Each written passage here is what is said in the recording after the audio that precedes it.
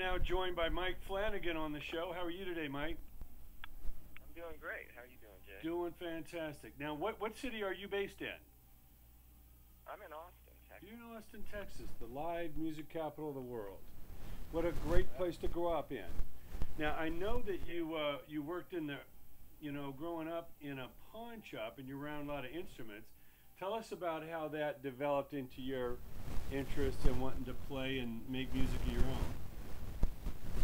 Well, I actually grew up in Denton, Texas, which is a little bit north of Dallas, and worked at a pawn shop there, Glenn's Pawn Shop, when I was in high school.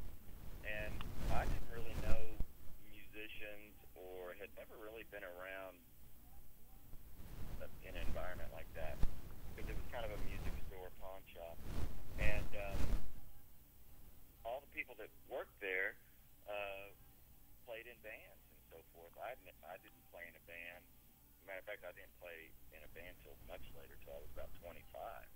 And but I always loved music, and it really sparked something in me just being around musicians coming in and out, and also something that was important. There was a guy that used to pawn his Hammond B3 organ that we used to lug in and out, and a guy who used to play with B.B. King named Lou Bovis, and for some reason that instrument really fascinated me. I didn't get a chance to play it B3 until years later, but I got good experience hauling it in and out. Sure. Which is good experience to have. Not the lightest instrument. No.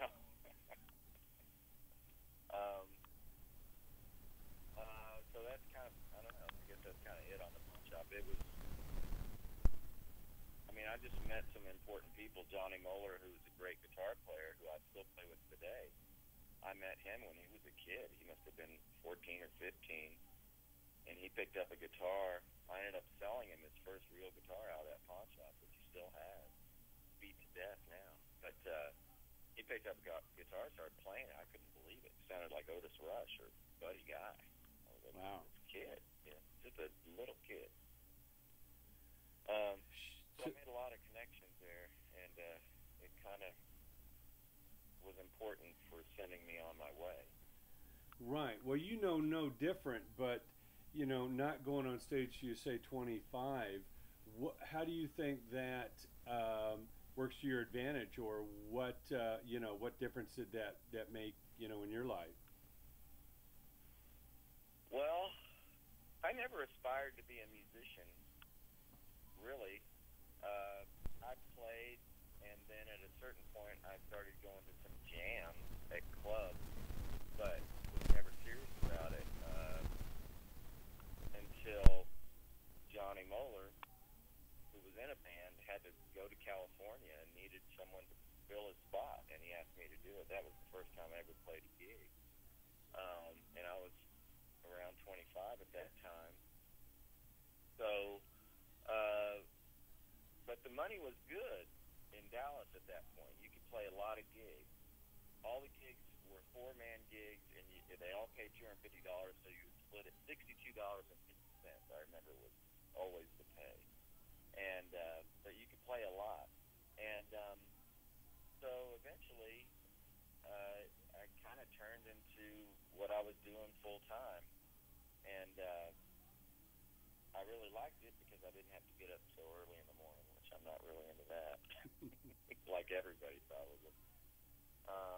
But I think when you are older like that, you kind of know how you want to play. Even if you can't play that way, you kind of have an idea of how you want to play. And by the time I started playing the Hammond organ, which was around the time I was 30, and I just started playing it because they had one at Anton's nightclub. I didn't know anything about playing a keyboard, but I knew how I wanted to play it, and I think that's the most important thing in music. That's great. So you played with the Red Devils. That's Anton's house band? Well, I played in the house band. That was after the Red Devils. The Red Devils were on tour supporting their Rick Rubin produced Warner Brothers album, King King. It was the only album they ever made. Yeah. They just started their national tour. Their first stop was in Austin. and the singer and the guitar player, one of the guitar players got into an argument, and the guitar player split. So the next stop was Dallas, was where I was living at the time. And the other guitar player, Paul Sides, called me up. Hey, can you come down and play this gig with us? Which I did. And then they liked it so much they took me on the road. You know, they fired the other guitar player, and I went on that tour. You know, it was a big national tour. So that was my first touring experience, you know, with the band that was on the label. And it was an invaluable experience because I was pretty naive. I had not come up, you know, Sure. playing in clubs since I was a kid. I mean, that wasn't my route. So It was a real eye-opener to kind of the way things were. yeah, absolutely. And you know, a real band that had real band issues, and there was the lead singer ended up dying of a heroin overdose, Lester Butler. Wow. A few years after that, and so yeah, I was kind of a babe in the woods. Sure. Now, as part of Very fast. Anton's house band, who were the highlights? Who kind of sat in with you? Boy, I mean, I got a chance to play with Junior Wells and Earl King, people like that. I mean, I used to see Albert Collins all the time play there. Just on an average night, it would be Albert Collins. And of course, the house band was incredible. Derek O'Brien and Denny Freeman, you had Lou Ann Barton, Angela Straley, and George Raines playing drums, Sarah Brown on bass, and Jimmy Vaughn was around. You know, he was playing in the T-Birds at the time, and he was kind of, and still is, the guiding light. You know, he's the guy everyone looks up to, and when he walks in the room, things change, and especially when he walks on stage. So I never got a chance to play with Jimmy, but I was really excited to see him. He would come in and sit in sometimes in the band. You know, I was kind of in the junior house band in a way, the younger guys. So I didn't get the chance to play with Jimmy at that time. It wasn't until years later that, and of course I play with Jimmy all the time now. Sure. Just played with him last night, and he's, you know, he's one of my heroes. But everybody in that house band was my hero, and Clifford Anton. You know, if you had to go to school to play blues, that was the best place in my mind that you could go. That's great. So tell us about the recording of this album, The Drifter. I know you got some great guests on it, and I guess prior to that you had actually had the chance to play with ZZ Top on their Live at Montreux album. Tell us about how that led into making this album, and how Billy Gibbons, you know, ended up being on your title track, The Drifter. Sure. Well, I have a residency here in town, Oregon Trio, and Jimmy Vaughn at times comes up and plays, you know, does the gig. And Jimmy was playing with me one night, and Billy Gibbons came up. Well, Billy Gibbons' father was a keyboardist and had one of the first Hammond organs, I think, in the state of Texas, Freddie Gibbons. So Gibbons loved the Hammond B3, really loved it, and he loved what I was doing, and so we struck up a friendship, and he would come and sit in sometimes with me, and one day he called up. They were playing at the Montreux Jazz Festival, and Claude Knobs,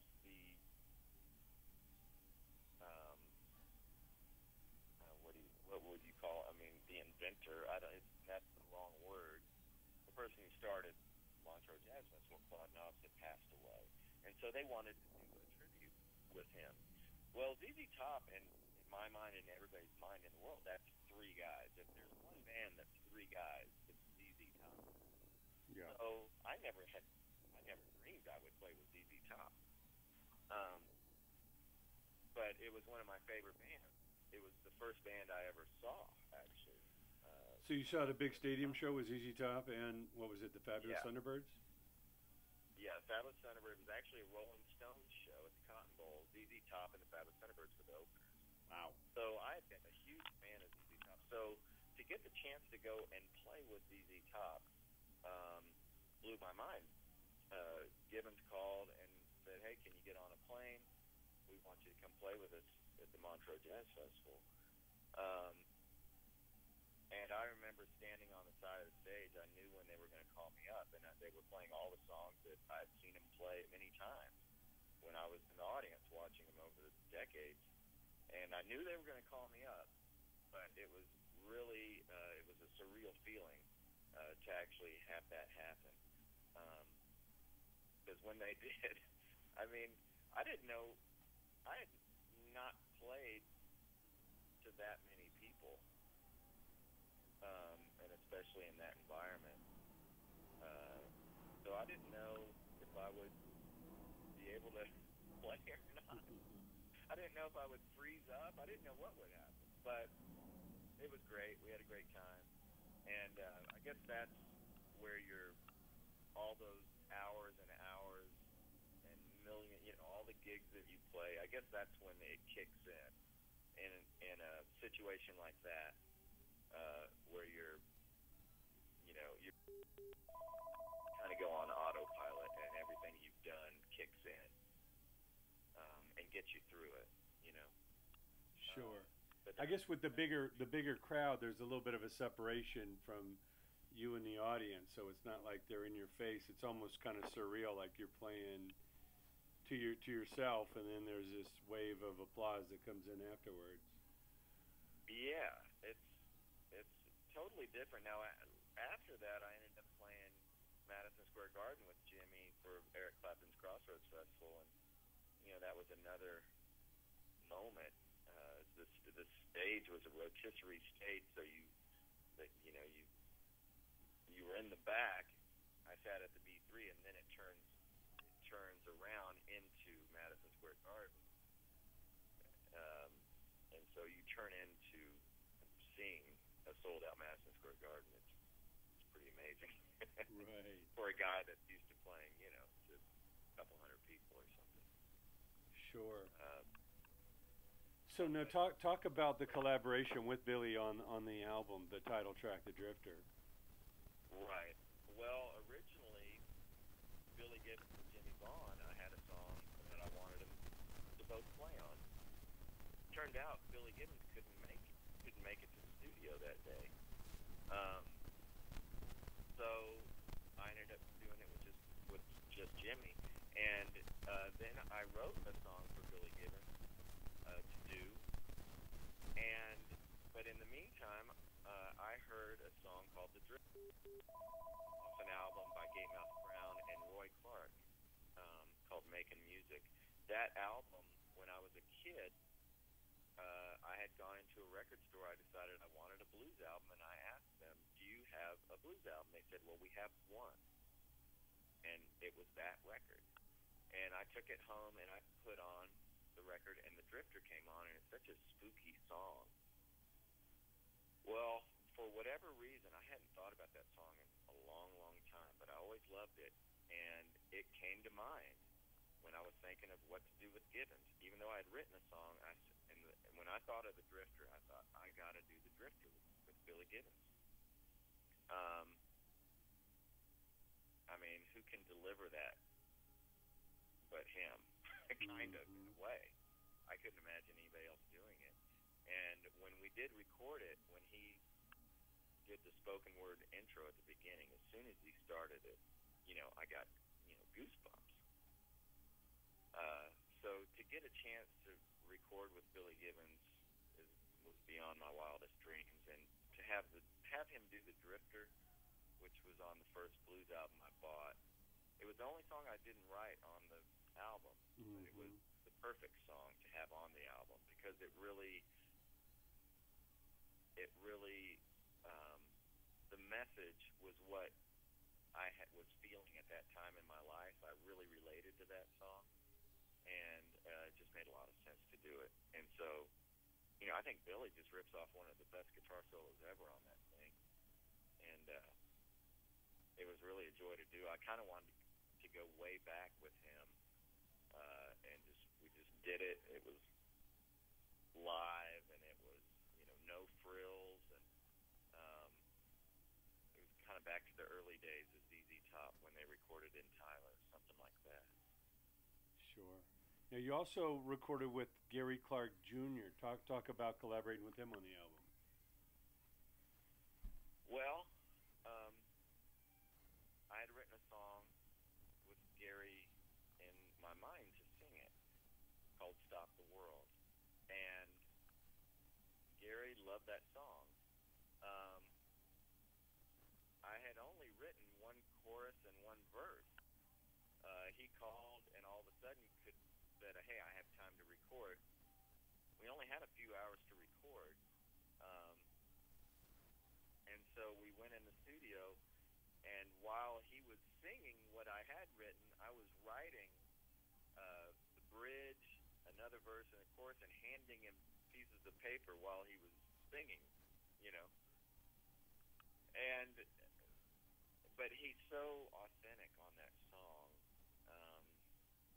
It's kind of like a 70s slow jam song, and his singing and playing on it is just perfect. I just couldn't imagine anyone else being able to do it, these days. And it's something you don't get to hear Gary do a lot, that type of song. Mm-hmm. But he can do it. And so it was really fun to record it, and I just couldn't be happier with how it turned out. I mean, his singing and playing, and to have him do that song that I wrote was a real thrill. Well, you got a nice diversity on the album, from the blues to the jazz to the more rocky stuff. And I see you got Clem Burke, the legendary drummer from Blondie, who's in the Rock and Roll Hall of Fame, real powerhouse drummer. Tell us how Clem ended up being on the album. Well, hey guys, you've got about 2 more minutes. Do you need some more time, or? Yeah, if we could get 5, that'd be great. Okay, no problem. Yeah, that's fine. Well, with Clem, I had met Clem, and when I wrote the song for Alejandro, I kind of wanted to put my dream band together for that track, which was Dominique Davalos on bass, and she had played in the Go-Go's, kind of substituting, and she had a real history of 80s rock and roll. And Alejandro, with his past, living in the Chelsea Hotel with Sid and Nancy and everything he's done, musically speaking, he's so authentic. I wanted to have Clem Burke on that song. Well, I had to wait about 6 months before Clem came to town with Blondie to play a gig. And when he did, when I knew he was coming, I asked him, "Hey, will you have time to record this?" And he said, "Yeah, I've got a few hours." And luckily Alejandro was available and Dominique that day. And so we went in, and that song was done in one take. And matter of fact, we didn't even have an ending when we recorded it, because we were just kind of run through it, and came up with the fantastic, rock and roll ending. And after we did it once, I said, "I think we're done." I mean, Clem does a little kind of drum break in there, and man, he's a powerhouse, and he was just the perfect guy to have on that song. And he brought that song to life, and to have him on it was a big honor for me. Yeah, really rounds the album out. Now, Mike, you've got an amazing album and a whole future ahead of you.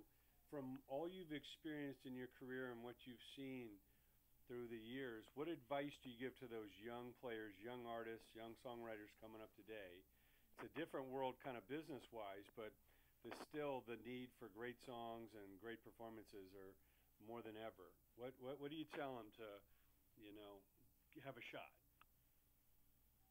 Well, I would say worry less about having a career and just put in the hours. play an instrument or to sing or to write a song, that just takes the hours and hours and hours, and it has to be your life. And I think, any success that I have had has just has come to me because I love music. Everything stems from that. I never thought I would have a career. I was never looking for a career in music. I just love music. I love to play, and I love to do these things. So the love of it really has to override everything because it's hard. It's a hard business to be in, and so at those times when those bleak times, and there will be bleak times, you have to have something that keeps you going beyond money or fame or anything like that. It has to be the love of doing what you do. Well, Mike, it's been a real pleasure. We're going to spread the word on the new album, and hope to see you performing out here in California soon. Absolutely. Where you live? We're right here in L.A. Oh, great. Love it out there. Yeah. Hope to see you soon. Thanks so much for your time. Thank you. Best of luck with the album.